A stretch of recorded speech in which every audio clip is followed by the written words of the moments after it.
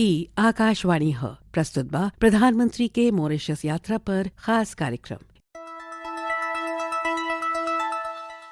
प्रधानमंत्री नरेंद्र मोदी 11 और 12 मार्च के मॉरिशस यात्रा पर गईले। उनकर ई यात्रा कई मायना में बहुते खास रहल। भारत आ मॉरिशस के संबंध बहुते पुरान और गहरा हुए। ई जुड़ाव साझा इतिहास आ साझा संस्कृति पर आधारित हुए। प्रधानमंत्री नरेंद्र मोदी के मॉरिशस यात्रा ए संबंध के एगो नया ऊंचाई देहलस। ए ऐतिहासिक दौरा के सफल समापन के मौका पर आकाशवाणी आज अपने भोजपुरी श्रोता लोगिन खातिर ले आइल बा एगो खास पेशकश। एमे हिस्सा ले रहल हुए अंतर्राष्ट्रीय मामलन का विशेषज्ञ महेंद्र कुमार सिंह और आकाशवाणी संवाददाता आलोक रंजन राय। प्रधानमंत्री नरेंद्र मोदी का अनुसार भारत और मॉरिशस का संबंध केवल हिंद महासागर से ही नहीं बल्कि हमनी का साझी संस्कृति, परंपराओं और मूल्यन से भी जुड़ल बा। दौरा का दौरान श्री मोदी मॉरिशस का 57वें राष्ट्रीय दिवस समारोह में मुख्य अतिथि का तौर पर शामिल भइल। वो मॉरिशस का सर्वोच्च सम्मान पाए वाला पहला भारतीय भी बनन। 140 करोड़ भारतीयों की ओर से मैं मॉरिशस के सभी नागरिकों को राष्ट्रीय दिवस की हार्दिक शुभकामनाएं देता हूं। यह मेरे लिए बहुत सौभाग्य की बात है कि मुझे दोबारा मॉरिशस के नेशनल डे पर आने का अवसर मिल रहा है। इसलिए मैं प्रधानमंत्री नवीन चंद्र रामगुलाम जी का और मॉरिशस सरकार का आभार व्यक्त करता हूं। साथियों, भारत और मॉरिशस का संबंध केवल हिंद महासागर से ही नहीं बल्कि हमारी साझी सांस्कृतिक परंपराओं और मूल्यों से भी जुड़ा है। हम आर्थिक और सामाजिक प्रगति की राह पर एक दूसरे के साथी हैं। प्राकृतिक आपदा हो या कोविड विपदा, हमने हमेशा एक दूसरे का साथ दिया है। ए ऐतिहासिक दौरा का सफल समापन का अवसर पर स्टूडियो में बातचीत खातिर हमनी का संगी मौजूद बाना अंतर्राष्ट्रीय मामलन का विशेषज्ञ महेंद्र कुमार सिंह। सबसे पहले आपका स्वागत कइल चाहब ई विशेष वार्ता खातिर। आपका बहुत बहुत धन्यवाद कि हमें ये महत्वपूर्ण जोन दौरा है हमारे प्रधानमंत्री का उस पे चर्चा करते आमंत्रित कैले बाटी। आप ये बताएं कि भारत मॉरिशस का जौन संबंध बा उ गिरमिटिया लोगन से बहुत जुड़ल बा। जैसे कहल जाला कि हमनी का रिश्ता जौन बा उ 7 पीढ़ी पुरान बा। अब प्रधानमंत्री आज गिरमिटिया लोगन का एगो डेटाबेस बनावे का भी बात कैले बाना। तनी हमनी का श्रोतागण खातिर ई गिरमिटिया शब्द के बारे में तनी बताई और ई भी बताई कि डेटाबेस बनावे का उद्देश्य का बा। गिरमिट मतलब लिखल समझौता, करार। तो ई वो समय भइल है जब अंग्रेजन के शासन काल में हमन के पूर्वजन के पूर्वज जौन रहने करीब 1834 के आसपास और ओकरे बाद जौन है खासकर अंग्रेजन के कालखंड में उ लोगन के जहाजी में भर भर मजदूरी करे खरतीन तमाम विश्व में तमाम जगहन पे उनके भेजल गए। और एकरे पीछे अंग्रेज जोन है काहे से जोन उपनिवेश रहनी हमन के तो शोषण का हिस्सा बनल और ई लोग अब वो देशन में बहुत महत्वपूर्ण भूमिका में हमें, चाहे वो मॉरिशस भइल, ट्रिनिडाद टोबैको भइल, ऐसा तमाम देश हमें डेटाबेस जोन बनौले के बात प्रधानमंत्री नरेंद्र मोदी जी कैले बाटे। ओकरे पीछे हमारे ख्याल से जोन महत्वपूर्ण उद्देश्य है वो है कि ई जोन गिरमिटिया समुदाय है जोन बड़ी संख्या में हमन एके भारत वंशीय लोगन के कह सके नहीं, इनके इतिहास के संरक्षित कैल बचावल और ऐसे उ लोगन के वंशज के खोजले में अपने आसानी हुई। कोने गांव के हमें उ लोग, कोने जाति के हमें, कोने जहाजी से बैठा के अंग्रेज उनके ले गए रहने। तो ई कुल चीज में वो अपन पुश्तैनी जड़ खोज सके न तो इनमें मदद हुई। एकरे साथ ही ई इतना बड़ा जोन माइग्रेशन आप कहें कि भइल रहे अंग्रेजन के समय में और जोन एक जबरदस्ती ले गए जाइल गए लोगन के, तो इनके ऊपर इस समुदाय के ऊपर शोध के भी बढ़ावा मिली ई डेटाबेस बनले से। जी जैसे आप कहनी है कि हमनी का जौन पुरान जौन रिश्ता बा ओके जोड़े में आई लोगन से जुड़े में हमनी का मदद मिली। तो ई बात तो जरूर है बा कि जैसे भारत मॉरिशस का रिश्ता का तो कोनो तुलने नहीं के। जैसे कि दोनों देशन का इतिहास बा, चाहे भाषा होके, चाहे संस्कृति होके, चाहे रिश्तेदारियों का भी साझा एगो नाता बा। अब ए बारी प्रधानमंत्री जी का दौरा का दौरान हमनी का देखनी जा कि उनका स्वागत जौन बा गीत गवई परंपरागत कला का द्वारा भी भइल। कला हमनी के देखे के मिलल। तो ई कला या और संस्कृति का और माध्यम का जरिए दोनों देश कैसे एक दूसरा का और करीब आवत आना सा।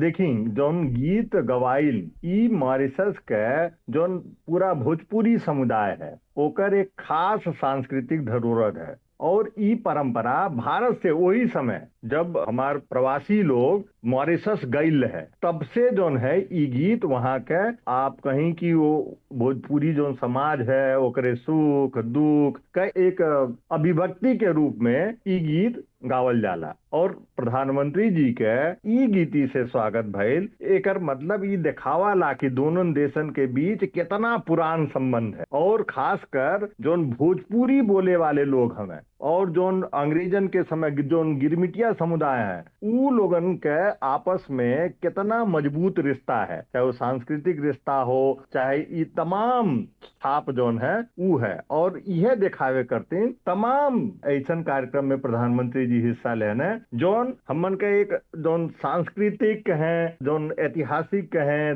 जो एक जुड़ाव है जो लगाव है जोन एक बंधन है ऊ दिखावाला। जी प्रधानमंत्री मोदी जी मॉरिशस का राष्ट्रपति के जैसे ही जुड़ाव बा वही का खातिन कई गो खास तोहफा भी देना, जैसे कि बनारसी साड़ी होके चाहे सादेली का एगो बॉक्स देना चाहे सदेली का एगो बक्सा भी देना जो गुजरात का रहे चाहे महाकुंभ का पवित्र संगम का जल भी देना। तो ई तोहफन का सांस्कृतिक महत्व का बा ई कैसे भारत मॉरिशस का संबंधन के और मजबूती दे सकेला। निश्चित रूप से जो वहाँ के राष्ट्रपति धर्म गोकुल जी हमें उनके गंगा जल जो महाकुंभ से लावल रहल ओके देहल भइल चाहे उनके धर्म पत्नी के बनारसी साड़ी भेंट कैल भइल चाहे जो है सादिल जैसन आप चर्चा कहनी सादिली बॉक्स जोन एक पारंपरिक सिल्क है ओके देवल भाई ई दिखावा ला कि दोनों देशन के बीच जोन भावनात्मक संबंध है जोन सांस्कृतिक संबंध है वो कितना गहिर बा।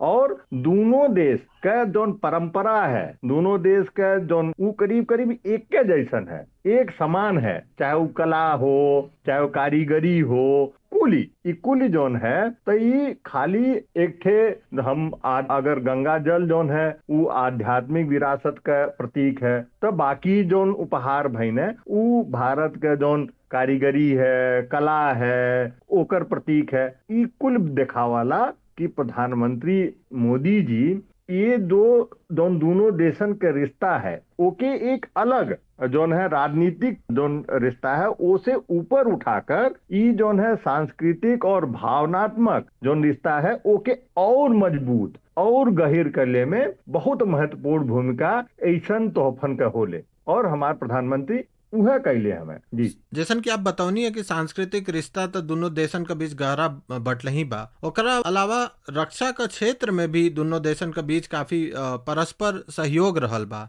अब भारत और मॉरिशस के बीच ये बारी इनहांस्ड स्ट्रेटेजिक पार्टनरशिप का समझौता भी भइल बा। तो ऐसा तो पहले कौन तरह का पार्टनरशिप रहल है जो के ए बारी इनहांस कैल गइल बा आ ई साझेदारी का महत्व भविष्य में एक दूसरा का सहयोग में कैसे रही दोनों देशन के बीच एकरा बारे में तनी बताई। साथियों आज प्रधानमंत्री नवीन चंद्र रामगुलाम और मैंने भारत मॉरिशस साझेदारी को एनहेंस स्ट्रेटेजिक पार्टनरशिप का दर्जा देने का निर्णय लिया है। हमने निर्णय लिया कि मॉरिशस में पार्लियामेंट की नई बिल्डिंग बनाने में भारत सहयोग करेगा।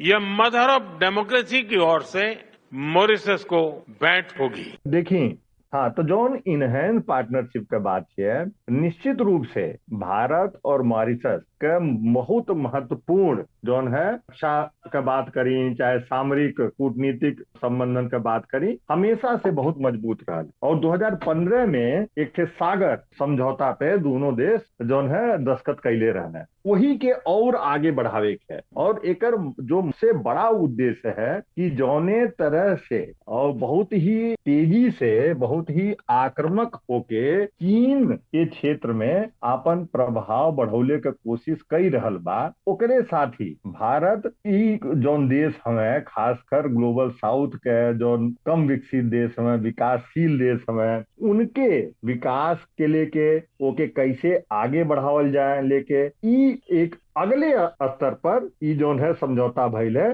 जेके नाम महासागर देवल गइल बा, मतलब mutual and holistic advancement for security and growth across region. एकर मतलब ई है कि ये पूरे क्षेत्र में भारत कौने तरीके से जौन है चीन के प्रभाव के कम कईल और ओकरे अलावा जौन क्षेत्र के जौन विकासशील देश हमें उनके विकास के लिए कैसे मदद कैले, ई तो सुरक्षा भी है और विकास भी है। तो दोनों जौन है भारत ई आगे बढ़ावाला। और साफ साफ प्रधानमंत्री मोदी कहले हमें कि मॉरिशस जौन है ई हमारे महत्वपूर्ण पार्टनर हुए। और यह कारण है कि पूरा का पूरा जौन है फोकस ई है कि कौने प्रकार से जौन चीन के प्रभाव है ओके रोकल जा सके या ओके कम कईल जा सके इस क्षेत्र। आप बहुत अच्छा बात एगो जैसे सागर और महासागर का कहनी है, तो आप इहो कहनी है कि जैसे चीन का प्रभाव जौन बा ओके हिंद महासागर में भारत कम कल चाहता, तो ओकरा वजह से मॉरिशस के साथ सहयोग बढ़ता। एकरा अलावा मॉरिशस के अफ्रीका महाद्वीप का भी प्रवेश द्वार एगो मानल जाला। तो ई जौन महासागर एगो जौन आज घोषणा कैले बाना ओकरा वजह से अफ्रीका महाद्वीप में भी भारत के जौन बा भारत खातिर कुछ मौका बन सकेला का, मतलब कि जैसे कि अफ्रीका देशन का साथ भी सहयोग जौन बा उ मॉरिशस का द्वारा भारत पार्टनरशिप कुछ कर सकेला या ऐसा कुछ हो सकेला का? आप एकदम ठीक कहत बाटी कि अगर हम देखें सामरिक दृष्टि से तो चीन का प्रभाव ग्वादर पोर्ट पाकिस्तान के तरफ से भी है, हम्बनटोटा जो पोर्ट है श्रीलंका में ओहू ओर से है, कई अफ्रीकी देशन में भी चीन जो है छोट छोट पोर्ट प्रोजेक्ट पे काम करता और अपन पैठ बनौले बा। वही के ध्यान में रखकर भारत जो है 2015 में सागर अपन परियोजना शुरू कैले। और इनमें एक जो नेक्स्ट लेवल पे प्रधानमंत्री नरेंद्र मोदी और मॉरिशस के प्रधानमंत्री नवीन चंद्र राम गुलाम जोन लेके जाए चाहते हैं कि कैसे इस क्षेत्र में भारत जो है जो चीन अपन प्रभाव बढ़ाने की कोशिश करता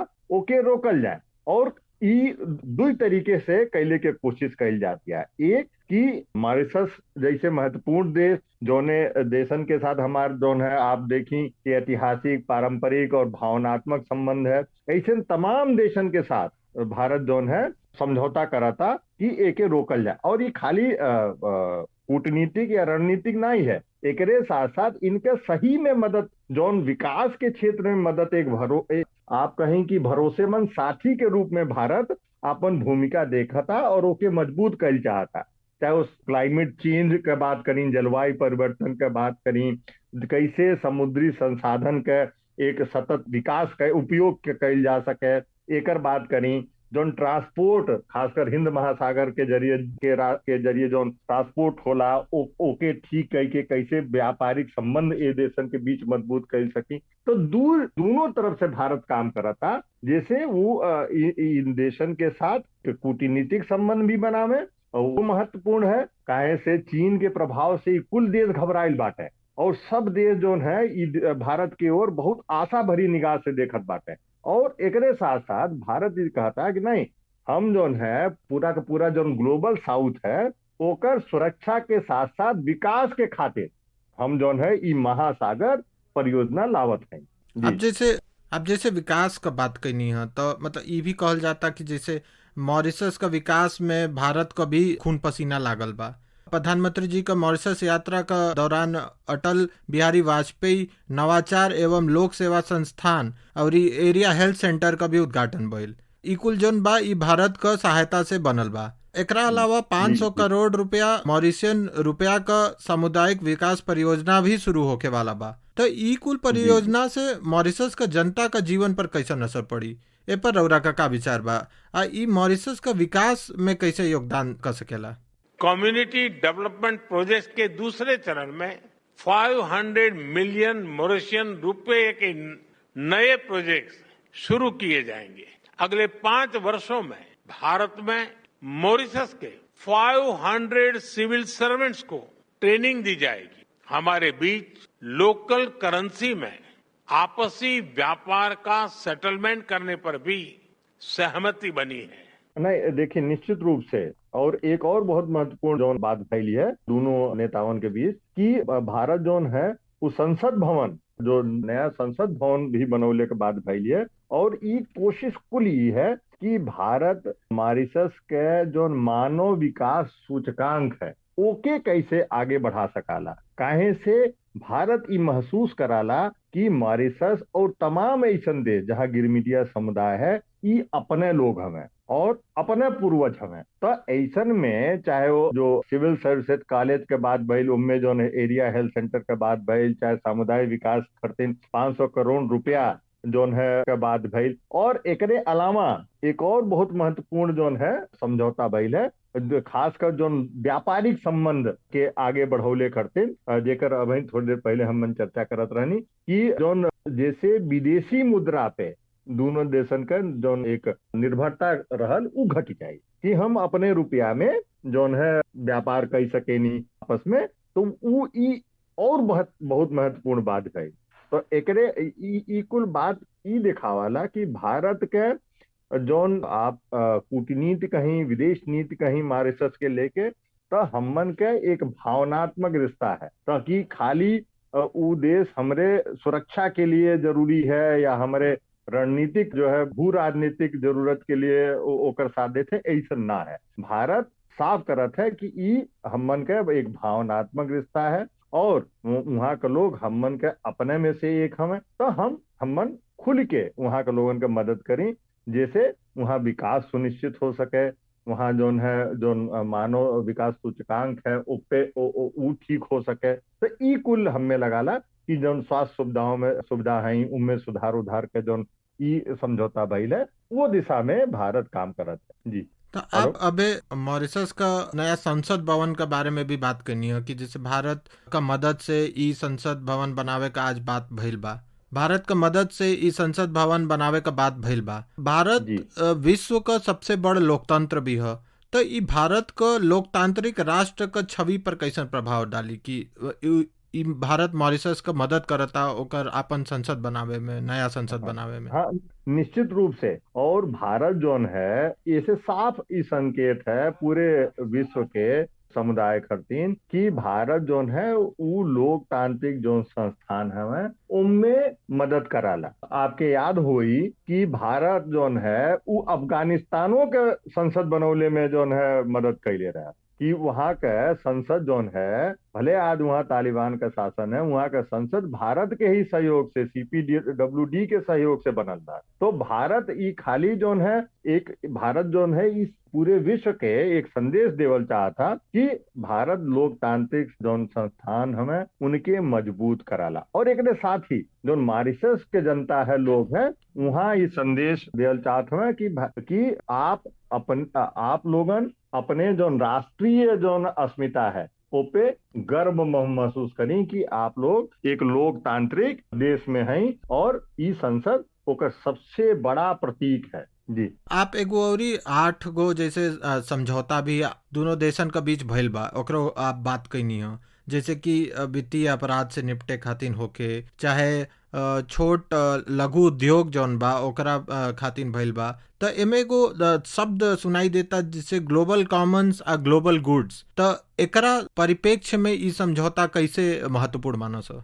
देखिए निश्चित रूप से अगर कहे से ई जितना कुल देश में मॉरिशस सहित जोन सबसे जलवायु परिवर्तन के सबसे बड़ा संकट जोन है वो यही देशन पे मंडराला। और यही नाते जो जैसे जलवायु परिवर्तन भइल, जैसे सौर ऊर्जा भइल या वैकल्पिक ऊर्जा के बातचीत भइल, तो ये कुल ग्लोबल गुड के तरह देखल जाला ग्लोबल। और ज्यादातर देश आप देखी तो कहीं न कहीं उस क्षेत्र में आवाला जहां वैकल्पिक ऊर्जा पैदा कइल जा सकेले। तो भारत ई चाहला कि कौने तरीके से ये दिशा में बढ़ के काम कइल जाए। जहां तक आप चर्चा कहीं एमएसएमई क्षेत्र में जो सहयोग का बात भइल, तो ई भारत का है कि कौने प्रकार से मॉरिशस में जो छोट उद्योग हमें चाहे स्टार्टअप हमें, मतलब ऐसे उद्योगन के बढ़ावा देने में वहाँ के सरकार का मदद कइल जाए जो जैसे रोजगार का अवसर बढ़े। और भारत ई चाहता कि मॉरिशस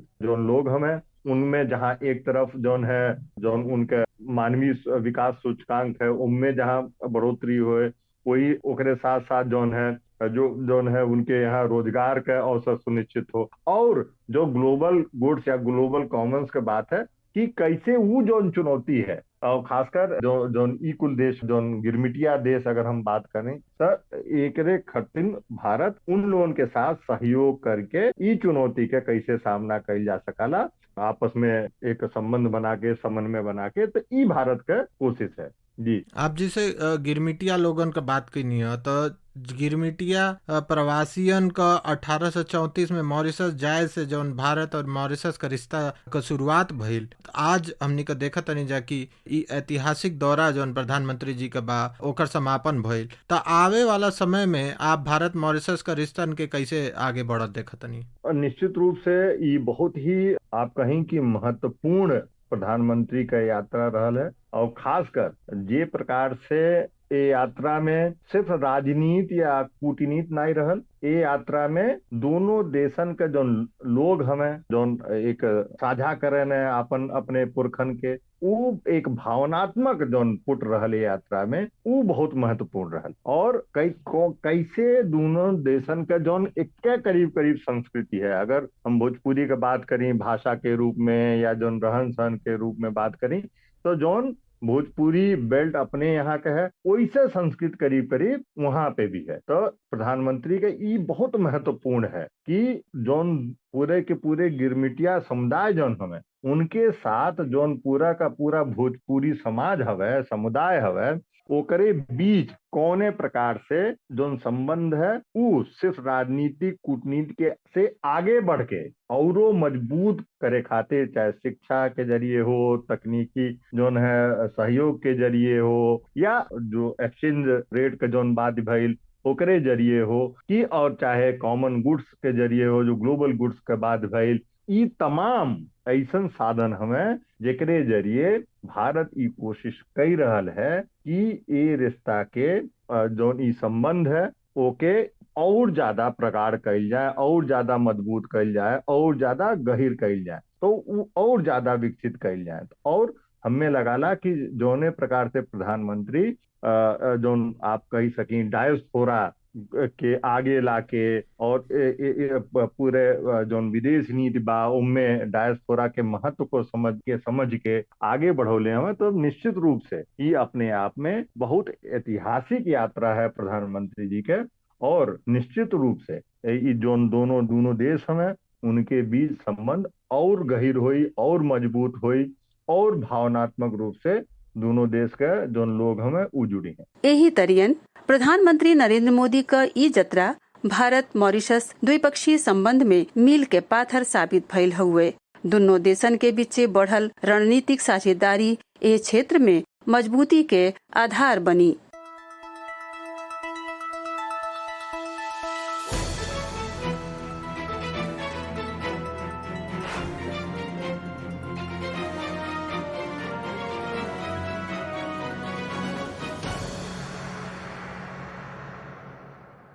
अभिन रउआ सबे सुनत रहली प्रधानमंत्री के मॉरिशस यात्रा पर खास कार्यक्रम। ए में हिस्सा लेते रहले अंतर्राष्ट्रीय मामलन के जानकार महेंद्र कुमार और आकाशवाणी संवाददाता आलोक रंजन राय। ई कार्यक्रम आकाशवाणी के समाचार सेवा प्रभाग की ओर से प्रस्तुत कइल गयी।